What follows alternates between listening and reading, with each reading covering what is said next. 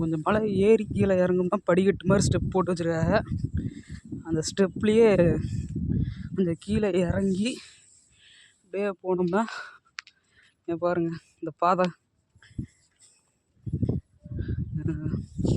Step அப்படியே போட்டு வச்சுருக்குங்க. அதாவது வெய்ய காலத்தில் ஒன்றும் தெரியல, மழை காலத்தில் கொஞ்சம் டேஞ்சர் தாங்க. எப்படி போட்டு வச்சுருக்காங்க பாருங்கள், செதுக்கியிருக்காங்க அப்படியே படிக்கட்டை மலையிலேயே. அப்படியே பார்த்தீங்கன்னா இங்கே பாருங்க ஒரு சுனை இருக்குது. இப்போ நம்ம போகிற இடம் இந்த படிக்கட்டு வழியாக தான் மேலே போகணும். இது எப்படின்னா அர்த்தநாரீஸ்வரருக்கு இங்கே மேலே டாப்பில் இருக்குது இந்த இடம். நல்ல ஒரு ஹைட்டான இடம். இங்கே ஒரு சொனைனா வத்தாத சொனை, அந்த காலத்திலே செஞ்சு வச்சுருக்காங்க.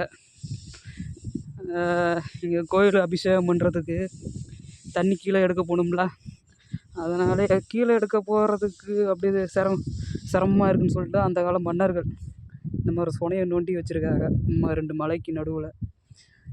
எப்போவுமே இந்த இடத்துல தண்ணி இருக்குங்க, வெய்ய காலத்துலையும் சரி எந்த காலத்துலையும் சரி. ஆனால் தண்ணி எப்படி வரும்னு தெரியாது. இந்த சொனையில் இந்த மாதிரி சொனை இங்கே மட்டும் இல்லைங்க, நிறைய கோவிலில் பார்த்தீங்கன்னா இந்த மலைக்கு மேலே இருக்க கோயிலில் இந்த மாதிரி சொனை இருக்கும். பாருங்க அப்படியே ஸ்டெப்லேயே மேலே போகணும். அதுங்க சரியான ஸ்டெப்பு.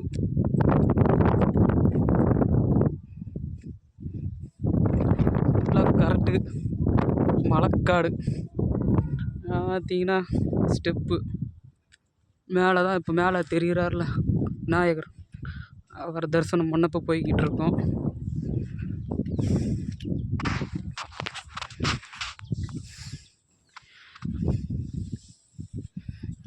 இப்படி செஞ்சுருக்காங்க பாருங்கப்பா. நேரத்தில் வாழ்ந்தவங்களாம் மிகப்பெரிய ஞானிகள் தான். என்னமா செதுக்கியிருக்காங்க, செதுக்குன்னு மலையை. அப்போ படிக்கட்டு பாறையிலேயே படிக்கட்டை செஞ்சு வச்சுருக்காங்க பாருங்கள், ஏறுறதுக்கு சிரமமாக இருக்குன்னு சொல்லிக்கிட்டு.